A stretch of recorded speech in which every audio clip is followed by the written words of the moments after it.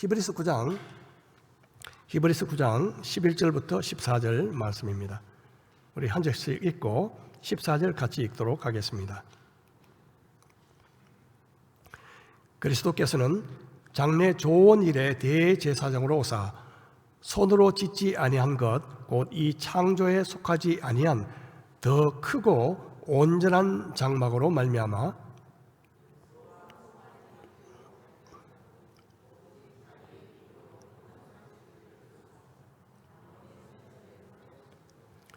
염소와 황소의 피와 및 암송아지의 죄를 부정한 자에게 뿌려 그 육체를 정결하게 하여 거룩하게 하거든. 함께 읽겠습니다.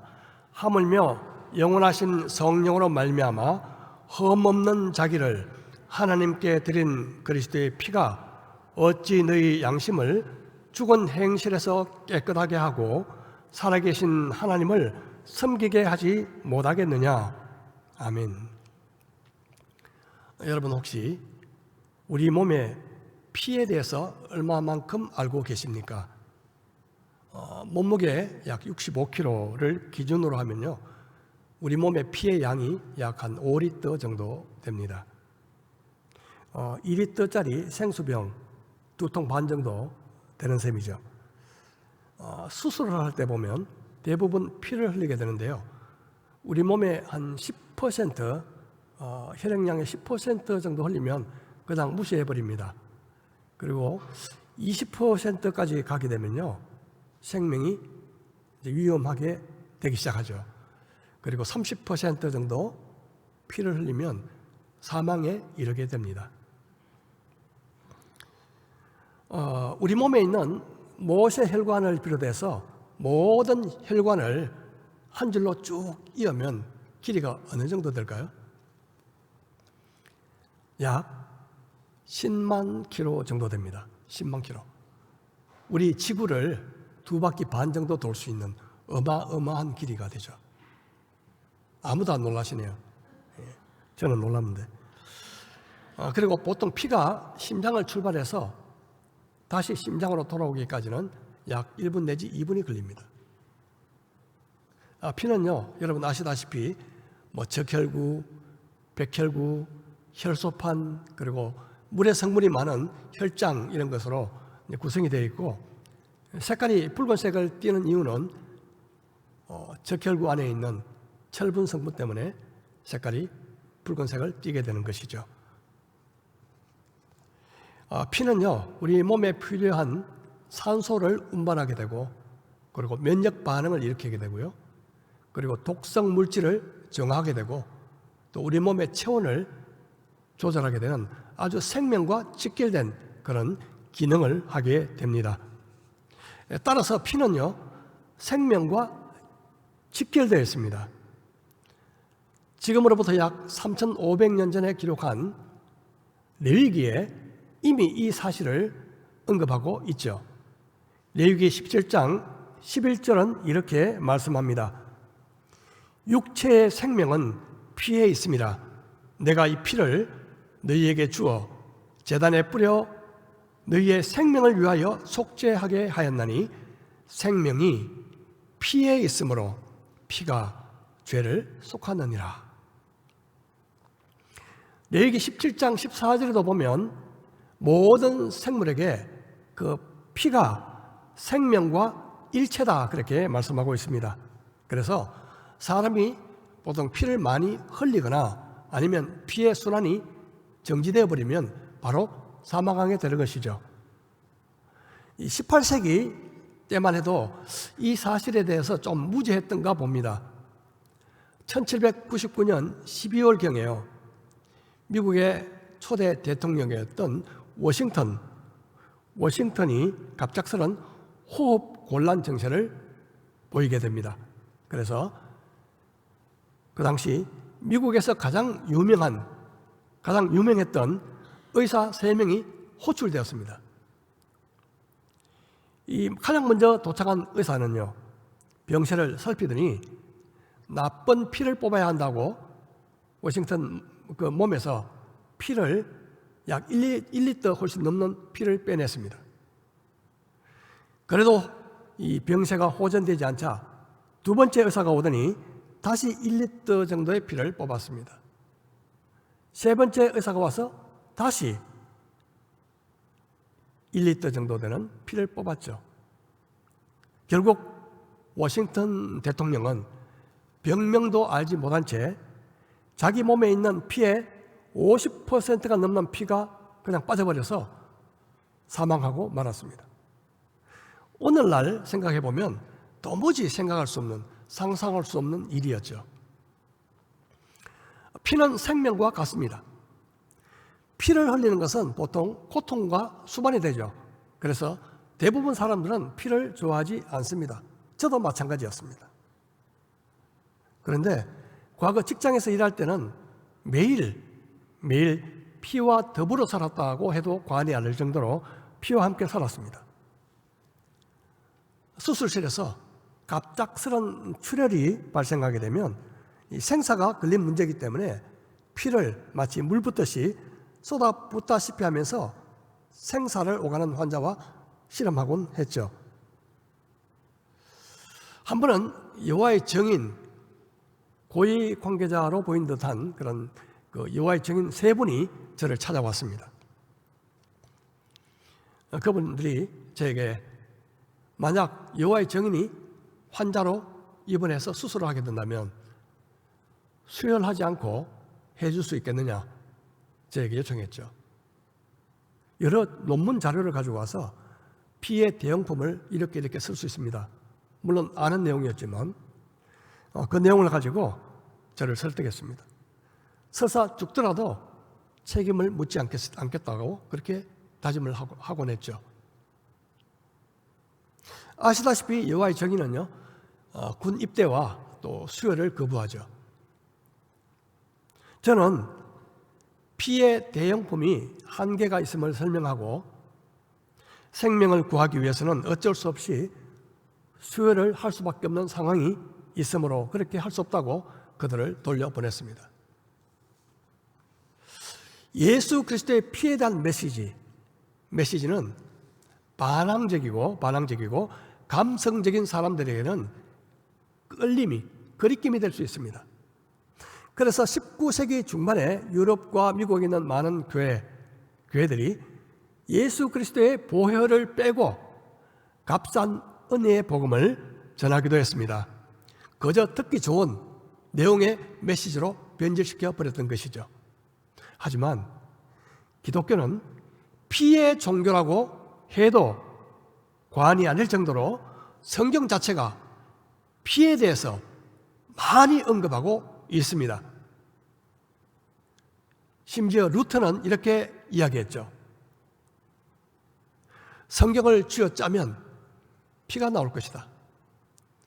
구약 성경을 쥐어짜면 짐승의 피가 나올 것이고 신약의 피를 쥐어짜면 예수 그리스도의 피가 나올 것이다. 그래서 이제 옛날에는요, 이 성경 옆에 보면 전부 다 빨간색으로 다 칠했죠. 기억나시죠? 어쨌든 예수 그리스도의 보혈을 뺀 기독교는 더 이상 기독교라 말할 수 없는 것입니다. 구약 성경 창세기에 보면 아담 하와가 하나님이 따먹지 말라고 하신 그 선악과를 따먹고 범죄한 이후에 자기들의 수치를 가리기 위해서 무화과 나무 잎으로 치마를 삼아 앞을 가렸습니다. 하지만 그 잎은 곧 시들고 말라버리는 것이었죠. 인간이 자기 방법대로 자신의 죄로 인한 수치를 가리고자 했지만 그것은 효과가 없었습니다. 그런데 하나님께서 그들을 위해서 가죽 옷을 만들어 입히셨습니다. 창세기 3장 21절 말씀입니다. 여호와 하나님이 아담과 그의 아내를 위하여 가죽 옷을 지어 입히시니라. 이 가죽 옷이 과연 어디서 나왔을까요? 당연히 동물이 죽어 피를 흘려야만 그 가죽 옷이 만들어지는 것입니다. 이것이야말로 성경에 기록된 최초의 피 흘림일 것입니다. 범죄로 인한 수치를 가리기 위해서 짐승의 피를 흘리고 그리고 그 가죽으로 옷을 만들어 입히신 것은 마치 예수님께서 십자가에서 달려 피 흘려 죽으시고 그리고 그로 인해서 우리가 의의 옷을 입게 된 것, 이것을 연상하게 합니다. 그 이후에 아담과 하와의 그 자녀 아들이었던 가인과 아벨은 하나님께 각기 제물을 드렸습니다. 가인은 땅의 소산을 하나님께 바쳤고 아벨은 양의 첫 새끼와 그 기름으로 드렸는데 하나님께서는 아벨의 제사는 받아주시고 가인의 제사는 받아주지 않으셨습니다. 가인은 매우 분노했죠. 그리고 그 분노를 이기지 못해서 동생 아벨을 들여서 쳐 죽이고 말았습니다. 이것이 인류 최초의 살인 행위였죠. 하나님께서는 가인에게 이렇게 말씀하셨습니다. 내 아우의 핏소리가 땅에서부터 내게 호소하느니라. 아벨의 핏소리는 마치 나의 억울한 그 사정을, 죽음을 갚아주십시오, 그렇게 호소와 같았습니다. 그리고 그 호소대로 가인에게 저주가 임했죠. 그런데 히브리서 12장 24절에서 이렇게 말씀합니다. 새 언약의 중보자이신 예수와 및 아벨의 피보다 더 나은 것을 말하는 뿌린 피니라.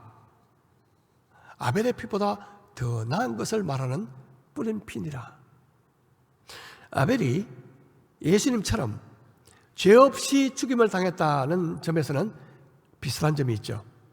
그러나 아벨의 피는 자신의 억울함을 갚아달라는 그런 의미가 있지만 예수님의 피는 오히려 은혜와 용서 그리고 믿는 우리에게 생명을 준다는 의미가 있습니다.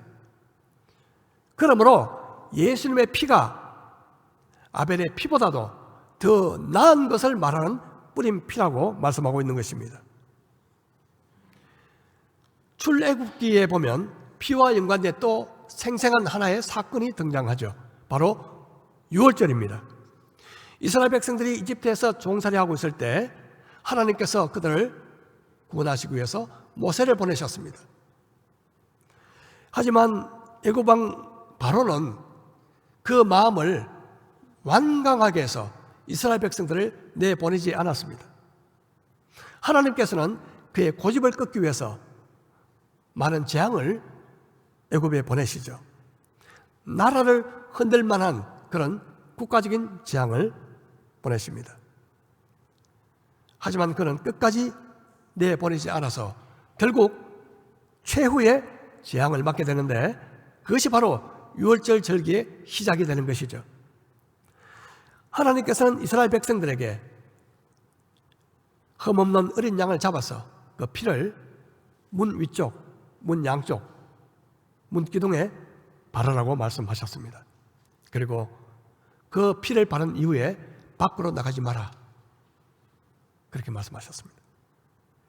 그날 밤 문에 피를 바르지 않은 애굽의 모든 집, 사람과 짐승을 막론하고 모든 첫 태생이 죽게 되어 초상집이 되고 말죠. 하지만 피를 발랐던 이스라엘 집은 모두 안전했습니다. 출애굽기 12장 13절 말씀입니다. 내가 애굽 땅을 칠 때에 그 피가 너희가 사는 집에 있어서 너희를 위하여 표적이 될지라. 내가 피를 볼 때에 너희를 넘어가리니 재앙이 너희에게 내려 멸하지 아니하리라. 내가 피를 볼 때에 넘어가리니, 이것이 바로 유월절, 영어로 말하면 패스오버의 시작인 것이죠. 양의 피는 하나님의 백성을 안전하게 보호했습니다. 그 피를 뚫고 죽음의 사자가 지나갈 수가 없었죠. 그 집안에 있는, 피를 바른 집안에 있는 사람이 착한 사람이었든지 아니면 그렇지 않았든지 간에 상관이 없었습니다. 그 집 안에 있기만 하면 누구든지 안전했습니다. 이것이 바로 피의 능력이었습니다. 이것이 바로 피의 능력이었습니다. 하나님은 피가 너희를 위한 표적이 될 것이다, 그렇게 말씀하셨습니다. 표적. 이 표적이라는 말은 영어로 mark, 우리 마크 있죠. 그리고 sign, 이런 뜻이 있습니다. 이것은 피 안에 어떤 특별한 의미가 함께 내포되어 있다는 것을 우리가 생각할 수 있습니다. 다시 말하면 이 유월절 어린 양의 피는 바로 예수 그리스도의 피를 상징하는 것이었다는 것이죠. 우리 다시 여호수아서에 들어가게 되면 이스라엘 백성들이 여리고성을 공격하기 위해서 미리 그 땅을 탐지할 정탐꾼 두 사람을 보냈는데, 그 정탐꾼들이 기생 라합이라는 사람의 집에 머물고 있었습니다. 그러나 발각되고 말죠. 이때 라합이 그들을 지붕 위로 그들을 올려보내서 숨겨주었습니다. 뒤쫓던 무리들이 다 나간 이후에 정탐꾼들을 내어보낼 때 라합은요, 그들에게 말합니다. 나와 우리 아버지, 어머니, 가족들, 모든 가족들을 살려준다는 맹세를 해라. 그리고 거기에 합당한 표를 달라. 이때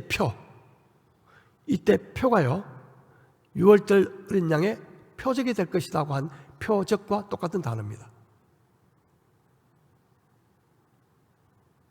정탐꾼들은 창문에 붉은 줄을 매고 그 다음에 모든 부모 그리고 가족들을 그 집안에 모은 이후에 절대로 집 밖으로 나가지 말라 당부하죠. 만약 말을 듣지 않고 집 밖으로 나가면 죽임을 당하게 되었습니다. 붉은 줄을 맨 창문, 그 집안에 있으면 누구든지 안전했죠. 바로 예수님의 피가 바로 이와 같습니다. 예수님 피 안에 있으면 안전합니다. 예수님의 피는 영원한 안전의 표인 것입니다. 그 피가 우리를 사망의 권세에서 우리를 지켜줄 것입니다. 히브리서 9장 12절 말씀을 잠깐 보겠습니다. 우리 같이 한번 읽어보겠습니다. 시작. 염소와 송아지의 피로 하지 아니하고 오직 자기의 피로 영원한 속죄를 이루사 단번에 성소에 들어가셨느니라. 구약시대의 대제사장은 대속죄일이라는 그 날에, 1년에 한 번 오는 그 날에 염소와 송아지의 피로 속죄 제사를 드렸습니다. 염소는요, 백성들의 죄를 위해서 드렸고, 송아지는 대제사장과 자신의 가족들을 위해서 드리는 속죄 제사로 드린 것입니다. 자, 이 제사는 불완전한 제사였기 때문에 매년 반복해서 드려야만 했습니다. 하지만 예수님은 자신의 피로 단 한 번에 영원한 속죄 제사를 드렸습니다. 물론 예수님은 죄가 없으셨기 때문에 자신을 위한 속죄 제사가 필요 없으셨죠. 이제 우리는 죄를 위해서 더 제사 드릴 것이 아무것도 없습니다. 예수님의 피로 완전하고 영원한 속죄함을 받았기 때문입니다. 성경은 이런 죄사함을 여러 가지로 묘사하고 있습니다. 시편 103편 12절에서 이렇게 말씀하죠. 동이 서에서 먼 것 같이 우리의 죄가를 우리에게서 멀리 옮기셨으며. 여러분, 동과 서 간의 거리는 청량 불가능입니다. 동과 서의 거리를 잴 수 있겠습니까? 이처럼 하나님께서는 우리의 죄가를 다시 찾지 못할 정도로 멀리 옮기셨다, 그렇게 말씀하고 있습니다. 이사야서 38장 17절에는 내 모든 죄를 주의 등 뒤로 던지셨나이다. 등 뒤로 던진다는 것은 다시 보지 않겠다는 의미입니다. 그리고 미가서 7장 19절에 이렇게 말씀합니다. 다시 우리를 불쌍히 여기셔서 우리의 죄악을 발로 밟으시고 우리의 모든 죄를 깊은 바다에 던지시리이다. 우리의 모든 죄를 깊은 바다에 던지시리이다. 하나님은 마치 깊은 바다에 던지시듯이 우리의 죄를 던져버리신다, 그렇게 말씀하고 있습니다. 깊은 곳에 빠진, 깊은 바다 속에 빠진 것들을 다시 건지기란 불가능하죠, 우리 혼자 힘으로. 그런데 보면요, 종종 자신이 과거에 지은 죄를 바닷가에서 아직 낚시하고 있는 사람들이 상당히 있습니다. 혹시 여러분은 그렇지 않습니까? 하나님이 이미 깊은 바다 속에 던져버리신 그 죄를 지금 낚시하고 계시지 않습니까? 그럴 필요가 없습니다. 히브리서 8장 12절에 우리의 죄를 기억하지도 않겠다, 그렇게 말씀하십니다. 죄사함보다 큰 복이 있겠습니까? 이거보다 큰 복이 있겠습니까, 여러분? 내 모든 죄가 예수님의 피로 말미암아 옮겨지고 씻겨지고 제거되고 지워지고 가려졌다. 이것은 우리가 말로 형용할 수 없는 크고 놀라운 일인 것입니다. 정말 그 은혜와 크신 사랑 찬송하고 찬송하세 가사처럼 날마다 찬송하고 찬송할 제목, 예수님의 피로 우리를 사하셨네. 날마다 우리가 입술을 통해서 찬양할 기도 제목이, 찬양할 제목이 예수님께서 내 죄를 예수님의 피로 속해 주셨네.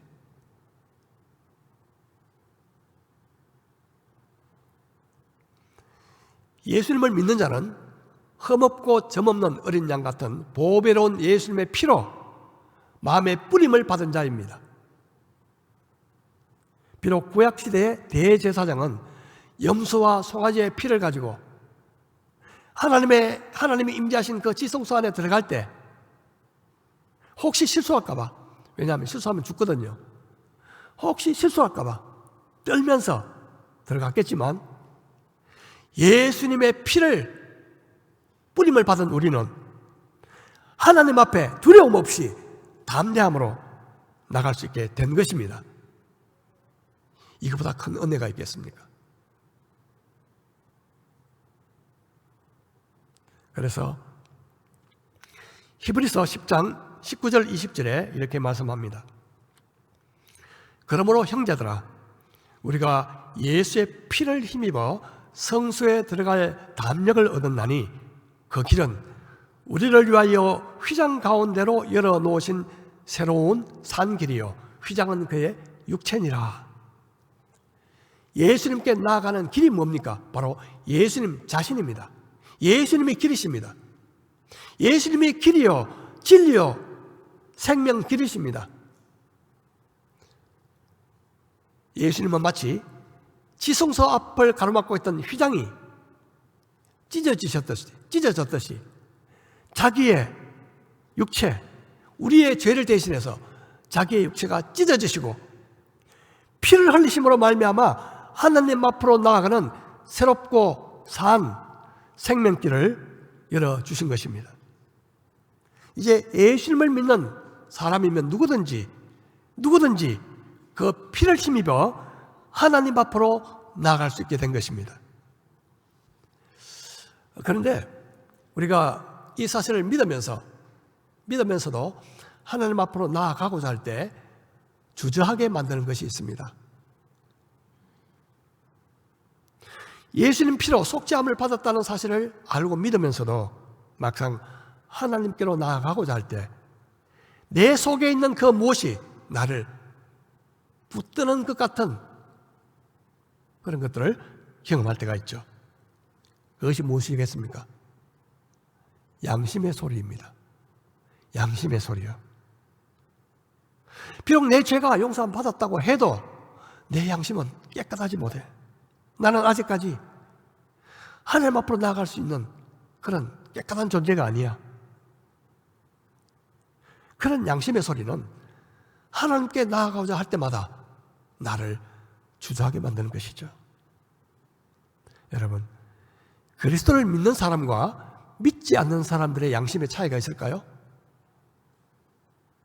차이가 있습니다. 상당히 크다고 볼 수 있습니다. 도둑질하거나 거짓말하게 되면요, 예수를 믿지 않는 사람이나 믿는 사람이나 다 양심의 가책을 느끼잖아요.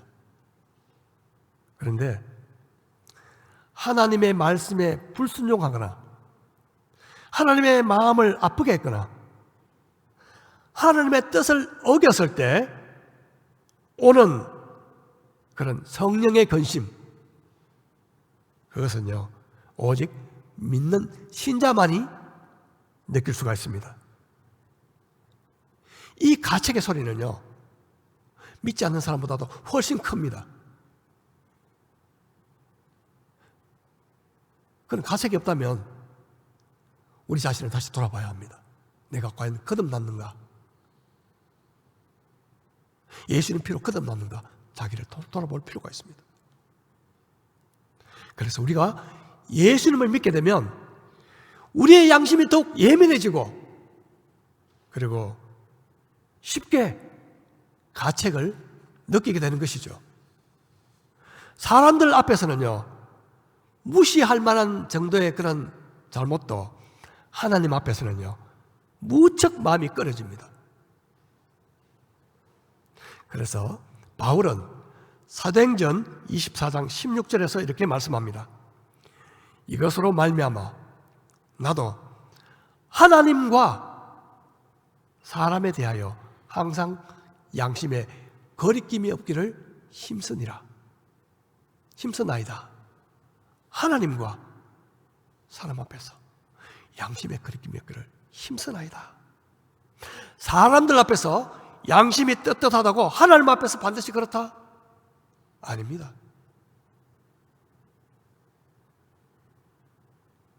우리가 하나님 앞에서의 그 양심에 비추어 본다면요 하나님 앞으로 나아간다는 그 자체가 무척 어렵게 느껴집니다.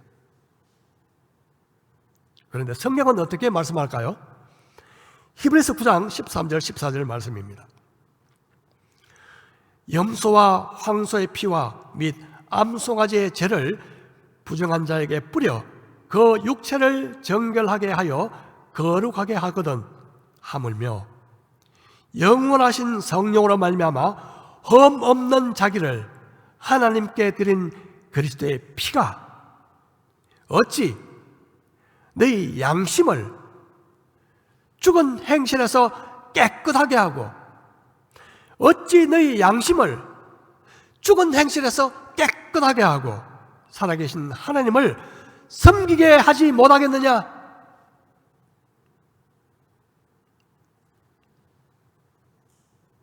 그리스도의 피가 염소와 송아지의 피는 단지 죄인의 육체를 정결하게 하고 거룩하게 할 뿐이었습니다. 양심까지 깨끗하게 할 수 없었습니다. 그런데 예수님의 피는 다릅니다. 예수님은 우리가 지은 죄뿐만 아니라 우리의 양심까지 깨끗하게 한다고 말씀하고 있습니다. 예수님의 피는 믿는 자들의 마음에 뿌려져서 양심을 정결케 하는 능력이 있습니다. 그래서 히브리서 10장 22절에 이렇게 말씀합니다. 우리 같이 한번 읽어볼까요? 시작. 우리가 마음의 뿌림을 받아 악한 양심으로부터 벗어나고 몸은 맑은 물로 씻음을 받았으니 참 마음과 온전한 믿음으로 하나님께 나아가자. 하나님께 나아가자. 어떻게 해요? 마음의 뿌림을 받아 그 피로 악한 양심에서 벗어났기 때문에 그렇습니다. 예수님의 피는 우리의 양심을, 더럽혀진 양심을 깨끗게 하는 능력이 있습니다. 요한일서 1장 7절입니다. 그가 빛 가운데 계신 것 같이 우리도 빛 가운데 행하면 우리가 서로 사귐이 있고 그 아들 예수의 피가 우리를 모든 죄에서, 어떤 죄요? 모든 죄에서, 양심의 죄 포함됩니까? 모든 죄에서 깨끗하게 하실 것이요. 때때로 과거의 죄로 인한 얼룩이 여전히 내 기억 속에 남아 있을 수 있습니다. 내 양심은요, 끊임없이 내가 그 상태로 하나님 앞에 설 수 있겠냐? 자신을 정죄하기도 합니다. 하지만 예수님의 피는 과거에 어떤 얼룩진 죄든지 마치 없었던 것처럼 완벽하게 지워줄 뿐만 아니라 우리의 양심을 깨끗하게 하십니다. 우리 양심을 깨끗하게 하십니다. 우리가 양심의 죄의 가치를 느낄 때마다 주님 앞에 나아가서 주님 앞에 고백하면 주님은 자신의 피로 우리를 모든 죄에서 깨끗하게 하여 주시고 하나님 앞에 나아가 사귐을 가질 수 있도록 우리를 인도해 주신다는 말씀입니다. 우리는 날마다 양심이 더럽혀짐을 느낍니다. 그때마다 예수님의 피를 기억하고 그 앞에 나아가 죄를 고백하십시오. 예수님의 피는 우리의 모든 죄를 깨끗하게 하고 양심을 깨끗하게 하고 그래서 하나님 앞으로 나아갈 수 있도록 인도해 주실 것입니다. 마지막으로 예수님의 보혈은 하나님과의 관계뿐만 아니라 사람들과의 관계에 있어서 평화를 가져다 줍니다. 에베소서 2장 13절 우리 같이 읽어보겠습니다. 시작. 이제는 전에 멀리 있던 너희가 그리스도 예수 안에서 그리스도의 피로 가까워졌느니라. 어떻게 가까워졌다고요? 그리스도의 피로. 여기서 너희는 이방인과 유대인들을 가리키죠. 한때 그들은 서로 적대적이었습니다. 하지만 예수님의 피로 그들은 가까워졌고 예수님 피로 그리스도 예수 안에서 한 형제 자매가 된 것입니다. 그리스도의 피는 적대감을 버리게 하고 평화를 가져다 주는 능력이 있습니다. 지난주 제가 퇴근하다가요, 차를 몰고 이제 집 가까이 왔는데 한 영업용 택시가 몇 차선을 딱 가로질러가지고 제 옆 앞을 지나가지고 막 그냥 끼들라고 하더라고요. 깜짝 놀라서 브레이크를 밟았습니다. 갔다 가면 충돌할 뻔했는데, 그리고 옆으로 제 차선을 막아서 이렇게 서 있더라고요. 이제 사이에 못 끼들어가가지고 앞에 신호는 바뀌었는데 제가 가지 못했습니다. 화가 났습니다. 평상시 같으면 막 그냥 클락션이라도 몇 번 빡 누를 텐데, 이번 주에 제가 메시지 제목이 보혈의 능력이잖아요. 늘 이번 주 동안 뭐 시간 때도 없이 이제 묵상하고 있었는데 그 순간도 이 보혈의 능력이 생각이 나더라고요. 그래서 순간적으로 이런 생각을 했습니다. 저와 그 차 사이에 예수님의 보혈이 있다. 순간적으로 그런 생각이 들더라고요. 순간적으로 제 마음속에 끓어오르던 한 90도까지 끓어오르던 그 분노가 0도가 되어버렸어요. 마음에 평화가 왔습니다. 혹시 여러분 가운데 저 사람은 도무지 용납하기 힘들다, 용서할 수 없어, 그런 사람이 있습니까? 기도해 보십시오. 기도하면서 그와 내 사이에 예수님의 보혈을 상상해 보십시오. 그리고 어떤 변화가 오는지요 한번 경험해 보시기를 바랍니다. 그 보혈이 주는 의미, 그것을 생각하면서 어떤 변화가 오는지 여러분 한번 경험해 보시기 바랍니다. 이제 마무리하겠습니다. 여기에 검은 잉크병이 하나 있습니다. 뚜껑을 열어서 제가 목이 말라서 물 한 잔 먼저 먹어야 되겠네요. 이 뚜껑을 열어서 잉크병을 해운대 바다에 던진다고 합시다. 해운대 바다에. 여러분, 해운대 바다가 검어지겠습니까?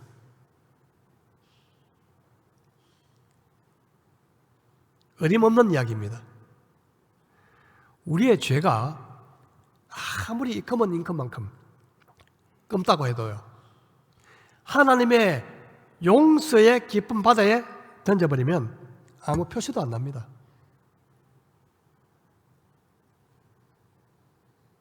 온 천지와 바다를 만드신 그 하나님의 용서가 바다보다 작을까요? 바다보다 작겠습니까?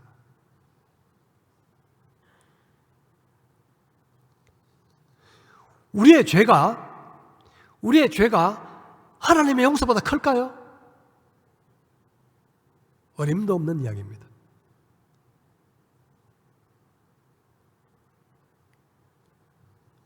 여러분, 죄책감에 시달리지 마십시오. 하나님의 용서는 그만큼 큽니다. 때로는요, 양심의 가책 소리가 굉장히 크게 들립니다. 너 형편없는 존재구나.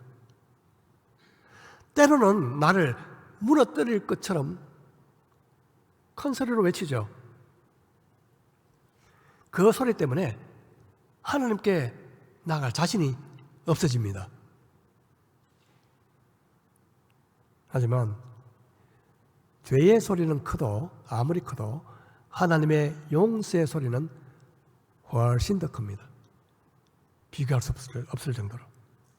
하나님께서 이렇게 우리를 용서하시는 근거가 뭘까요? 근거가 뭘까요? 바로 예수 그리스도의 피입니다. 흠없고 점없는 어린 양 같은 그리스도의 보배로운 피, 영원하신 하나님의 아들, 그분의 피 때문에 그렇습니다. 지금도 그 보혈의 능력은 저와 여러분의 삶 속에 역사하고 있습니다. 여러분은 예수님의 피로 보호받고 계십니까? 그렇지 않다면 혹시 이 자리에 가운데 예수님의 피로 보호받기를 원하신다면 예수님을 나의 구주와 주인으로 믿고 마음에 모셔드리시기를 바랍니다. 예수님을 믿으면 그의 피로 뿌림을 받고 영생을 얻게 되고 심판을 받지 않으며 사망에서 생명으로 옮기게 되는 것입니다. 여러분, 양심의 소리에 귀를 기울이십시오. 매일 양심의 소리에 귀를 기울이십시오. 양심을 무시하는 것은 심각한 문제입니다. 그렇다고 지나치게 양심의 소리만 듣지 마십시오. 우리가 양심의 죄를 깨닫는 즉시 하나님 앞에 나아가 고백하고 고백한 이후에는 더 이상 죄와 자신을 바라보는 것이 아니라 십자가의 보혈만 바라보시기 바랍니다. 십자가의 보혈만. 그 보혈로 저와 여러분은 영원한 속죄를 이미 받았습니다. 그리고 또 죄를 고백하기만 하면 더럽혀진 우리의 양심이 보혈이 우리의 마음을 깨끗하게 하고 하나님 앞으로 나아갈 수 있는 담대함을 얻게 하실 것입니다. 사람들 관계 가운데서도, 사람들과의 관계 가운데서도 십자가의 보혈을 가운데 두십시오. 십자가 보혈의 의미를 생각하고 적용할 때 여러분 평화가 임할 것입니다. 그리고 죄와 유혹, 그리고 사탄이 주는 시험을 받을 때도 보혈을 의지하고 주장하십시오. 보혈은 어두운 세력의 견고한 진을 깨트리고 그리고 그 권세를 묶는 강력한 무기인 것입니다. 이 한 주간 동안 모두 보혈의 능력을 의지합시다. 예수 그리스도의 보혈을. 그 보혈의 능력을 의지하시기 바랍니다.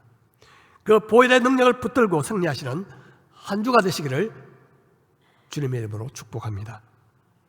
우리 말씀을 생각하면서 이 시간 잠시 기도하겠습니다.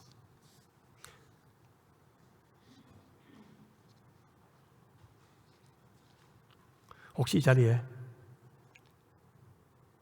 예수님의 피로 보호받지 못하고 있다, 그렇게 생각되시는 분 계시다면 이 시간 이렇게 기도하십시오.